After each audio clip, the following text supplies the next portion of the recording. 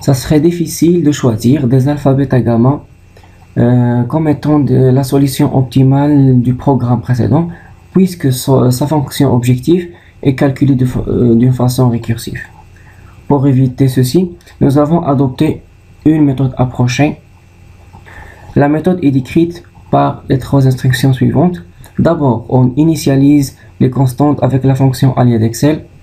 On calcule ensuite la somme des erreurs quadratiques et tant que cette somme est supérieure à l'écart, on retourne à 1. L'écart, c'est le meilleur écart obtenu avec les autres méthodes de prévision.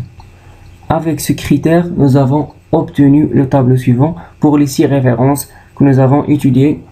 Voici l'écart obtenu avec la méthode actuelle, avec la méthode de décomposition et celui trouvé par la méthode de lissage, bien sûr en adoptant la méthode de recherche des alpha, bêta, gamma que nous avons écrit dans le slide précédent.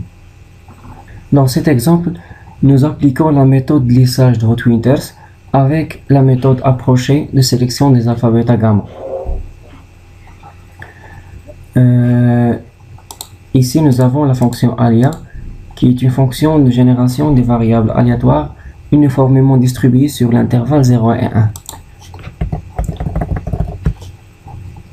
En changeant la valeur des alpha, bêta, gamma, l'écart quadratique change.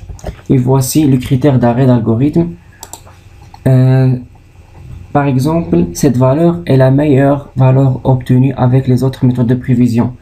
Et on change les alpha, bêta, gamma jusqu'à trouver une valeur d'écart inférieure à celle obtenue avec les autres méthodes. On change.